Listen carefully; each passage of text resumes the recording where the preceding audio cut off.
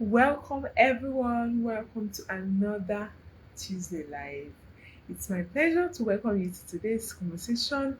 My name is Coach Christy Ikedeze, and I'm your favorite early marriage coach and your marriage preparatory mentor.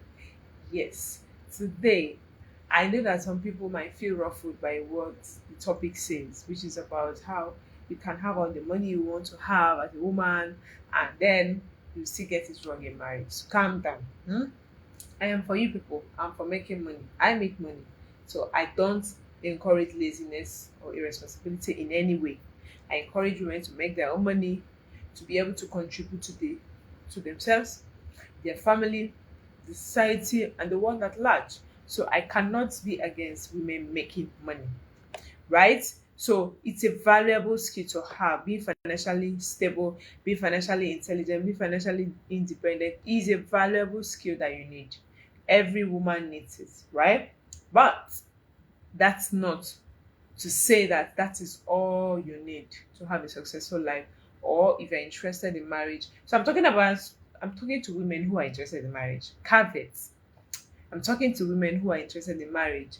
Those who are not interested in marriage, it's okay to not want to listen to this conversation. But if you have a plan to still get married, even though you feel you are financially prepared, you're financially ready, it makes sense for you to listen to the conversation because it's going to help you a great deal. So let me start this conversation by saying that being able to take care of yourself, like I said earlier, financially is valuable, but marriage requires much more than the ability to just take care of yourself. It requires the ability to look beyond yourself, to see beyond just you, to be able to build, to be able to communicate, to be able to cooperate, to be able to make compromises, to be able to make sacrifices, to be able to submit to wisdom and resolve conflicts, and also grow with someone else that is your spouse. So if your world revolves just around you, it's going to be hard for you to make your marriage work, because marriage is about making sacrifices. Marriage is about looking out of your own comfort per se. Most of the time, you have to deny yourself your comfort to make sure that your spouse, is feeling love, is feeling seen, is feeling heard. That's not to say you have to abandon yourself, but I'm saying that it goes beyond just having the money. In our society, we grew up with this mindset that the women that suffer in marriage are only women who are financially dependent. That's what we think. But the reality we have today says otherwise. The reality we face today says big otherwise, if there is a word like that. We are now in a system or in a society where women don't need to be financially dependent to suffer in marriage. They can actually be financially independent and still suffer. Yeah. So, what is the missing link? That's what this conversation is about. That missing link that makes all the difference is what we are here to discuss. So, are you ready? Have you invited someone to this conversation? Are you just here alone? Do you have your friends here? Remember, as you're saving yourself, save your friends too, because the people around you will also determine the success of whatever you are doing as a person. Now, we have a society where the conversation is now about, oh, just get educated, go to school, have a career, build your own, make your own money, pay your own bills, and then you can travel, take care of yourself, and do whatever you like, you know.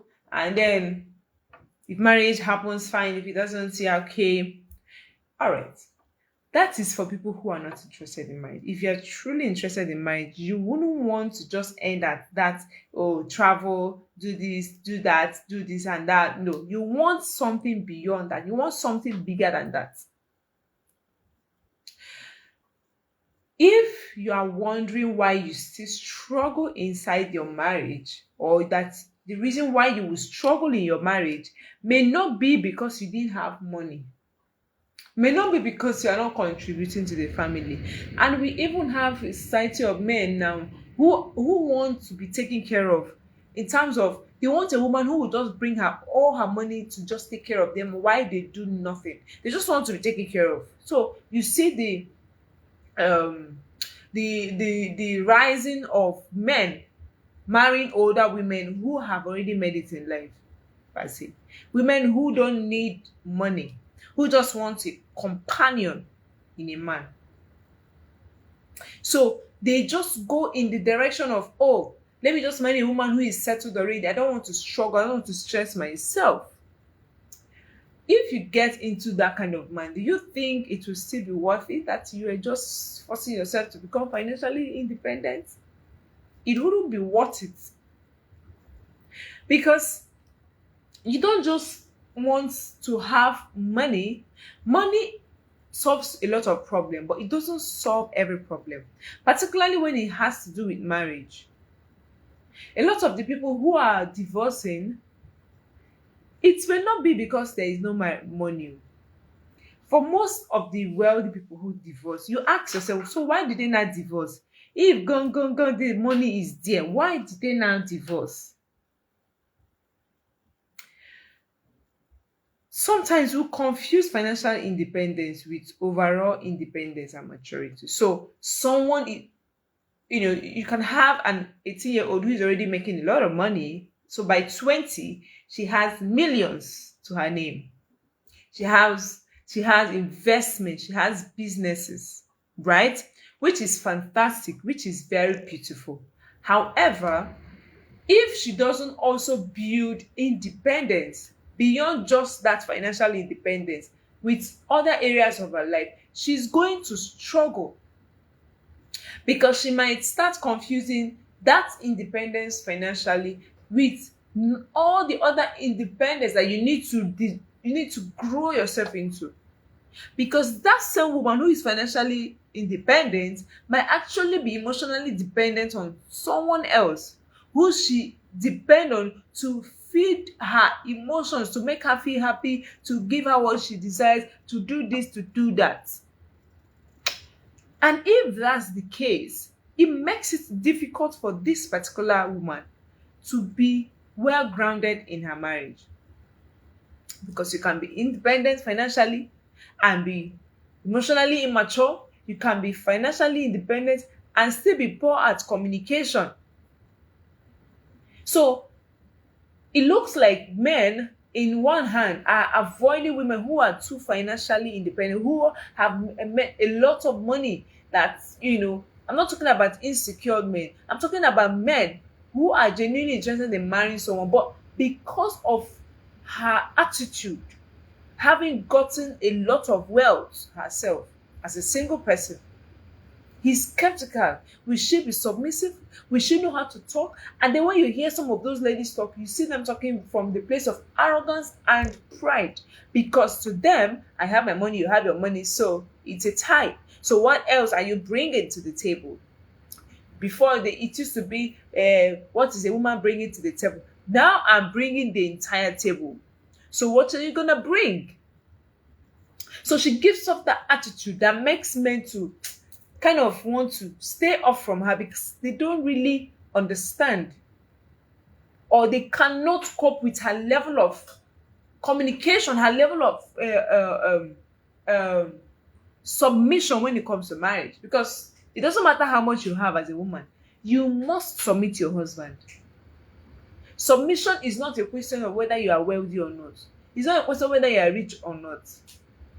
So because a lot of women don't understand this, and because they are worried that they are going to lose their power if they get married to somebody, they would prefer to either remain single, or they will just go and get the baby, buy a baby, whether through IVF, surrogacy, adoption, whatever means that they choose, or even sleeping with a man just because they want to get a child. They are not interested in marriage. And that's a trend that is very scary, because we are not just talking about this whole thing for our own sake. We are looking at the next generation. Remember that we are not the first generation, and we are not going to be the last. So if at any point our families are not producing the kind of children the kind of adults who are still children right now, that will take over from them, then we have failed as a generation. You have failed as a generation. Financial independence is good. I am for it. I equip my ladies to get financially independent. But it is only one dimension of preparedness. It's just like a bunch of key that you need, or a lock that you need to, a series of number that you need to get to be able to open a vault, or open a saving box, or open a door. So you don't just get one number and then it opens. You have to ensure that you get all the numbers correct, and not just getting the numbers correct, place them in the right sequence. Because you can get all the numbers, if their sequence are not in order, trust me, it's still not going to open. Have you tried it before? So you have this box, you maybe traveling box, most traveling boxes now have it in a different way, but before you just have like 3 4 numbers, and you have to set number 1 2 3 4. If you get the number 1 2 and 3 and fail 4, you have still not gotten it, and it cannot open. Even if you get all the numbers, let's say it's supposed to be 1 2 3 4, and then you are now doing 4 3 2 1. You got all the numbers, yeah, but you did not place them in their right sequence, so you will still not get it. So what am I trying to say? It is not just financial independence that you need as a woman, because our parents are not saying, oh, just get your money. A man will not do kind for you. A man will not come and start showing off with his money. Have your own money. You have my money, I have my money. If you talk, I talk. If you bring that, I bring that. If you say that I cannot, I will do it. If I ask you for money, if it doesn't give me, I will go and take my own money and do whatever I like. That's not the reason why you should be financially independent. You should be financially independent for a greater purpose. And that is also not a guarantee that your marriage will work. Because I have seen people who have all the money in the world, their marriages crashed. They have a lot of money to sustain them, but their marriages, they last. And no, money is not the enemy here. It is the people involved who doesn't have understanding of what marriage is even about. That is the problem. They are the problem. Number 2 thing I want to mention is that financial independence is not an enemy. It's not the enemy. It's not the enemy. So I am not saying these things to say, oh, I know you might be wondering, okay, so should I stop being financially independent? Should I not be financially independent? Should I not be financially independent? That's not what this conversation is about. If that is what you are thinking of, or about it as, then you need to have a rethink. Because it's not about being able to, say, oh, I have all the money or I don't have the money. That's not what the conversation is about. The conversation is bigger than that. And you need to understand that also. So, not having money is also not good, because it can make you to choose the wrong person. Newsflash. Not having money is also not good for you, because it can also lead you to make decisions that you're not supposed to make, to choose who you are not supposed to choose. Why? Because you are now choosing based on the person who is going to save you from your financial distress, the person who is going to deliver you from your pain. So it's not also for you to say, okay, oh, now that she's saying that we should not bother about. No, that's not what I'm talking about. That's not what I'm talking about. So you have to still be financially independent, but it doesn't end there. It doesn't end there. So ensure that you add to your financial independence emotional intelligence. Ensure that you add to your financial independence wisdom to navigate life. Ensure that you add to your financial independence character. So if you have all the money and you don't have character, No man wants to stay with you. That's what will lead to divorce. That is what will lead to divorce. So you cannot take it in one hand. It's not a one-sided thing. It is something that you have to ensure that you have a balanced life around this whole conversation. You need to have a balanced life. You need to have a balanced life. Okay? That's what we're talking about. Financial capability will provide you security, it will provide you options, it will provide you confidence and all that you need. However,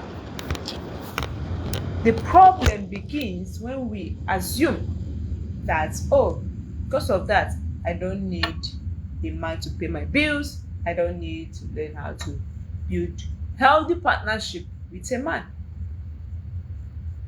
So you think, okay, I have my money. I don't need a man to come and give me anything. So therefore, I can afford not to learn how to live with people. I can afford not to learn how to relate with people. I can afford not to, be socially intelligent, be socially skilled. You still need all of that. So we're not talking about that. You can be financially independent, but still need someone to, hold you up emotionally. You can be strong professional and still need to learn relational softness. Every woman must not lose their femininity. If you're listening to me, make sure you do not lose your femininity in the process of pursuing financial independence. You can be a CEO at work and still need to learn how to navigate and negotiate with your spouse. So your CEO-ship it ends in the office. It ends wherever you are coming from. If you get inside the house, you are not a wife. So you have to keep your title at the door or at the gate. Your spouse will not be talking to you and you're looking at them like, hello, your shoulders are high up there. You're like, who goes you? You know all those high shoulders. You have to be very careful so that you don't destroy what God is trying to do in your life because you are not discerning. You can manage a multi-million naira business and still struggle to manage your anger. You'll be very good in making money, but you have a terrible anger management skills. Marriage doesn't care how impressive your CV is. If you don't know how to relate with someone sleeping beside you, so it doesn't care. It doesn't care how many doctorship and professorship and multi-million naira businesses and investment and cash at hand and liquidation and whatever, name it, connection, network you have.